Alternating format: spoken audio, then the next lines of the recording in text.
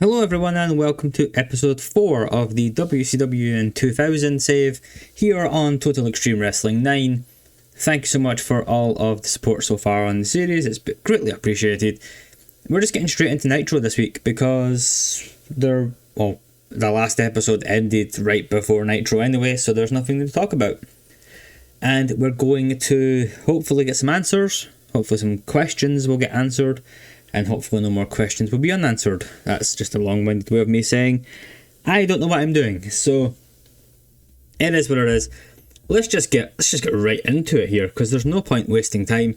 Sting's in the ring and he's got his new World Heavyweight Championship, and he says thanks to DDP, it was a really tough battle at the pay-per-view, but something doesn't feel quite right. He's been up all night trying to figure out what Randy Savage's plan is for WCW, and he wants an answer from Macho by the end of the night. He gets a 63. It's a hot start to the crowd. And yeah, good show. Angle was a success as well. So, excellent stuff. We then move into the NWO arriving in their big fancy limousine, and they're all pretty pissed off. Jarrett says tonight he wants his rematch with Benoit, whereas Nash, Hall and Steiner say they're hunting down freaks in clown makeup tonight, and if Macho Man gets in their way, they'll put him out to pasture. Pretty simple. Sets up a rematch for the US title tonight and just keeps these three guys in the loop, although they might not have any interactions with Sting, but whatever. 57, crowd's still hot. Now let's bring them down a little bit, but let's also wrap something up here. So Chris Kanyon comes to the ring for his match with a bag, but before his opponent can come out, he speaks to the crowd and says he decided to just take action into his own hands. He did some digging around and he's found what he wanted. He pulls out the WCW World Television Championship and claims that he now rules the land of TV and he'll defend the belt right now. And Chris Kanyon is your new WCW World Television Champion. Reason for this: I've ran 2 tournaments already and I've done 2.5 weeks of TV. We don't know how to do another one, but I want the TV title back in rotation. Now, in storyline, the title was basically just thrown in the garbage by Scott Hall. So as far as we're concerned, we're just doing the Jim Duggan found the TV title storyline, but with, a considerably better wrestler. And Kanyon is your new TV champion, and he defends it against Silver King in the match, and wins with the Fireman's Carry neckbreaker to make the first defence. 38 overall, not great. I'm surprised this hasn't killed the crowd a bit more than it did. Still very hot, which is good. I mean, we'll take it. I like Silver King. He's very much just a guy who got thrown into this situation here, but he puts a 34, which isn't terrible. And yeah, it is what it is. Up next, we're continuing to kill the crowd a little bit here as Steven Regal comes out and says he's hoping to be out of here as soon as possible, but before that can happen he needs to beat up the next person who comes down the ramp. Now obviously Regal is leaving us, so Sid comes down and kills him with a powerbomb. Thanks Regal. Once again, Sid off his game and showing complete unprofessionalism by phoning in his performance. Sid, just... I want to use you, but you're not letting me use you with any confidence. But anyway, it destroys Regal. It gets Sid on the TV show as well. Oh boy. Well, how long did I make this segment? 5 minutes, okay. Oh well. The Revolution are backstage, and interviewed by Mean Gene, and they say last night was a total success, and they'd expected that really, and as an extra bonus they got to kick that useless sack of crap Shane Douglas to the curb. Benoit says he accepts Jarrett's challenge tonight for a rematch and he'll make him tap out again, and if Douglas gets involved, the Revolution will be waiting. 35. We don't have a lot of good stuff coming up in the next few segments, to be honest, so this might kill the crowd. Benoit and Malenko really struggling with this. Perry Saturn seemed to do okay though, so that's good. Yep, right, so I knew this was going to be bad. Okay? Norman Smiley defeats Tank Abbott with the big wiggle. It makes defense number 8 of the hardcore title. They don't click. Tank Abbott stinks. Let's just move on to the actual important part here, which does get a 45, so it brings the crowd up a little bit. As Norman Smiley, fresh off yet another successful defence of the Hardcore title, says he doesn't want to do this anymore, but nobody seems to be able to beat him. As he says this, the lights flash off, then back on again, leaving Smiley and Mean Gene confused. 45 overall is acceptable. We then we're bringing the crowd really back up again. The bad stuff's over with for the most part. Ric Flair comes out, and he says he's now washed his hands of that waste of space Shane Douglas. His focus is now solely centred on Sting and the World Heavyweight title. Last week he put the challenge out for a match tonight. Flair is ready, he wants Sting tonight, and he's going to go backstage now to get an answer. Before he can, Sting's music hits. He comes to the top of the ramp and has a multitude of things in his plate. He's a fighting champion, and sure, why not? Sting versus Flair live tonight on Nitro. 64 overall. Good segment. This was less good, as Piper and Bagwell are backstage and admit they haven't got off to the hottest of starts as a tag team, but that changes on Thunder this week as they start their ascent to the tag titles. 37 overall. I mean, let's be real here, these guys are not going to win the tag titles, but it's all part of a bigger picture, okay? Just roll with me on this one. We did have a pretty average match, 48 overall. Eddie Guerrero loses to Scott Steiner in 8 minutes with the Steiner recliner. Eddie's on his way out, so it's just a win to get Scott some extra heat. They don't click, and Eddie benefits from being Flavour of the Month, which is fantastic, just what you want to hear. We then have, oh boy, I forgot to book this, a 30 overall segment as Conan says the Filthy Animals are here for their tag title shot, but before they can get started their whole shtick, they get interrupted by, of all people, David Flair and Crowbar, who say that just for the hell of it, they'll fight tonight and then go on to win the tag titles on Thunder. Nobody had said the title match was going to be on Thunder, but they lose anyway. The Filthy Animals do get the win over Crowbar and David Flair when Billy Kidman pins David Flair with the Shooting Star Press. Actually, a pretty decent match, 45.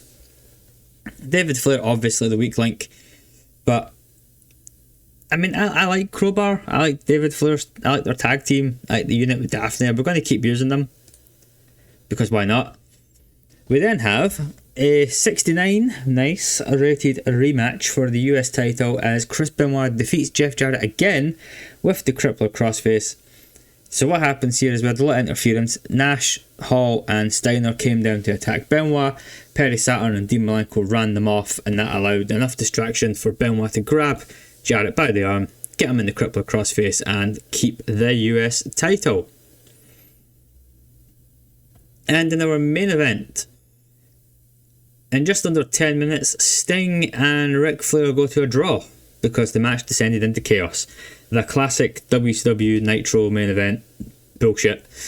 During the match we also saw Randy Savage distract Flair and also distract Sting. So much like last night at the pay-per-view, Savage has come down and just taken all the attention off of the match. Sting was off his game a little bit, but they have great chemistry, so that's fine. And then in the post-match, 59, Savage comes down to the ring and continues to beat down and bloody Sting, but he never seems to touch Ric Flair. He sneaks under the ring and watches as he backs up the ramp looking confused, concerned, but also there's a little smirk on his face because he's pretty relieved that it's not him. 59 overall, a 62 for the show. That's not great. We have this real dire stretch here. Kind of killed everything, and also the main event not really delivering to the highest of standards. We lost Pop in 10, gained in 9, gained 400,000. Yeah, I mean, Puerto Rico went up. It's all about just sort of staying above the 60 mark. At the moment, I'm not looking to really gain tons and tons of popularity. That would obviously be nice.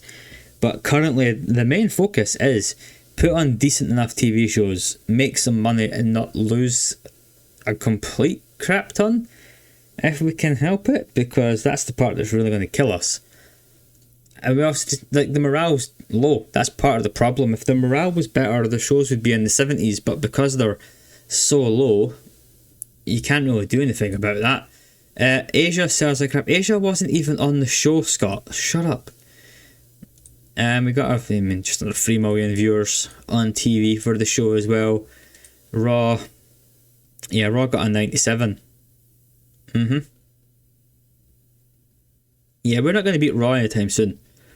But we'll keep putting our good fist forward. I mean, I do think we're building some stuff here that's pretty good, I think. So we're going to come back and do Thunder, and then hopefully it'll be a good show. Okay, it's time for Thunder, and I think we've potentially got a decent show here tonight. Hopefully, anyway. Hopefully, something that just doesn't lose lots of popularity. It's easy for me to say, but we're kicking the show off in style with Ric Flair, who is appalled at what happened to Sting on Sunday. He only wanted a fair contest and is disgusted that Savage would come down and do such a thing. When Mean Gene asks why Flair didn't get involved, Flair just shies away from the question and moves on to something else. Oh, Christ almighty. Right. This Buff Bagwell thing. So, Bagwell and Piper defeat standards and practices in 3 minutes and 35 seconds when Buff wins with the Buff Blockbuster. Now, I had Bagwell to win this and to dominate, and he's still phoned in the performance. I don't know what to do at this point with Buff. I mean, it's like a necessary evil for what I want to do with an overall storyline, but if Buff could just hand his notice in, that would be perfect. Anyway, this sucked. Afterwards, they say, easy win tonight. They call it the tag champs for a match on Nitro, saying that while they may be a new team, Piper is a legend and Bagwell is a star, so they can have a match with no questions asked. That's it. Up next, Chris Kanyon comes to the ring and to continue his reign of dominance over TV and calls out anyone in the back. This is answered by Jim Duggan, who comes down with his usual shtick. Creative angle was a success, and basically, I mentioned that we found the TV title in the trash gimmick that obviously Duggan did in real life, so why not just use Duggan here? And Kanyon wins pretty easily. Duggan's got no future in this company. Duggan, we're just waiting for his contract to run out, whenever that is.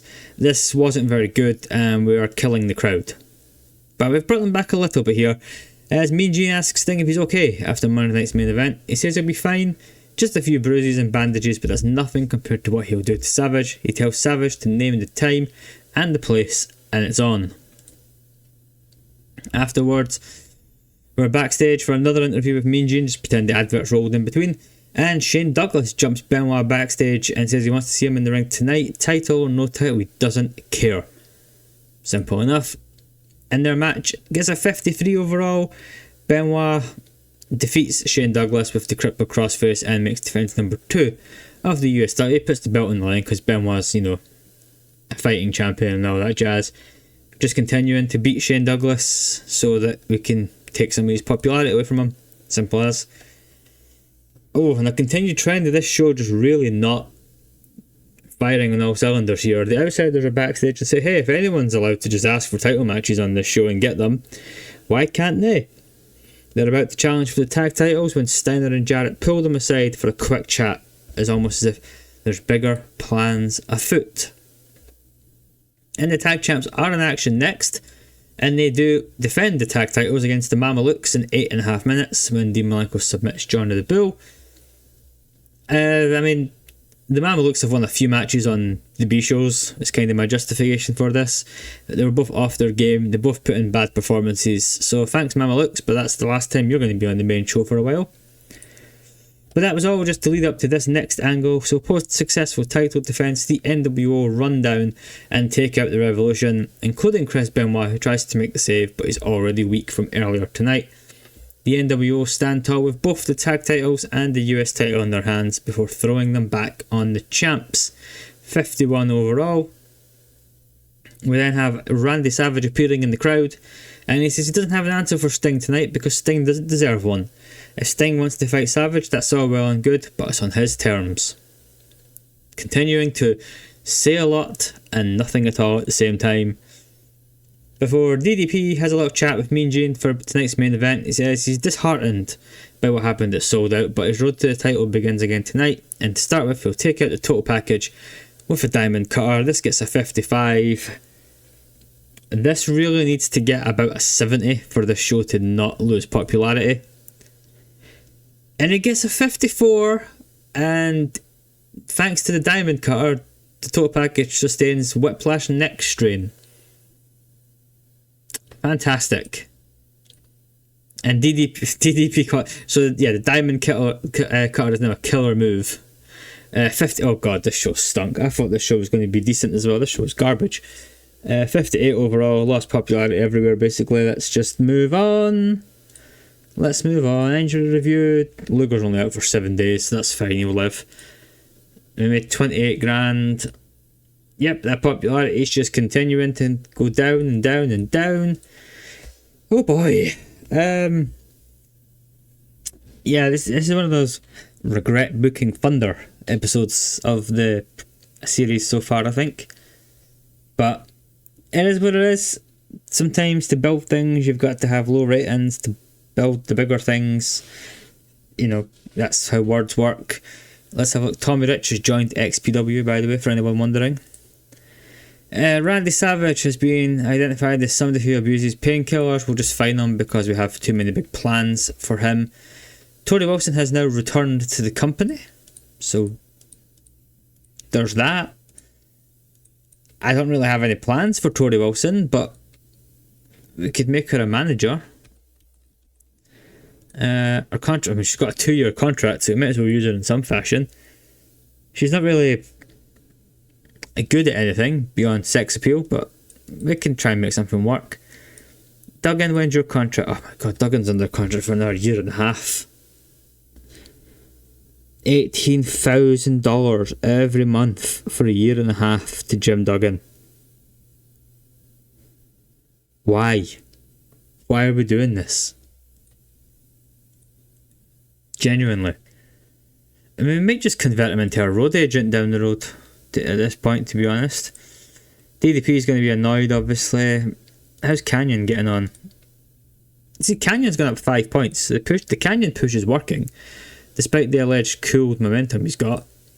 But anyway, that was Thunder. It was garbage. Berlin, still our Cruiserweight champion. Smiley, still our Hardcore champion. Benoit, still our US champion. Sting is obviously our World Heavyweight champion. The Revolution are our tag champions, and Chris Canyon is our TV champion. Sting has big morale issues. We need to try and fix that. Can we just give Sting some cash? Let's give him 30,000. I mean, it helped a little bit. Okay, let's just move away. Let's just walk away. We are probably going to lose quite a chunky money this month because our wage bill is about 4 million or 4.5 million, and we've only spent half of that so far. So yeah, that's not going to be good when that comes around. But up next is another Nitro and Thunder. As I said, I am getting a bunch of these recorded in advance. This is when this goes live. I'll be back from all my concert going activities, so hopefully I can have some feedback from you guys and we can have a look at what we want to do next. But yep, 13 days and some of the problem children will be away. Vince Russo in particular will be gone. We're just not releasing him because it'll upset Jeff Jarrett, but we can let him leave. That's fine. This is still a serious problem. When does Kevin Sullivan's contract run out? I think I looked at this before. May. We've only got to get through 4 months of Kevin Sullivan stinking up the joint backstage, and then we can get rid of him. When does Flair's? Flair's is 2 years, so Flair we're just going to have to sort of put up with for a while, but it is what it is. Thanks so much for watching, guys, and if you've enjoyed it, please do leave a like, hit subscribe, all that usual fun business, and I'll see you guys for the next one in a few days' time. Thanks so much for watching, and goodbye.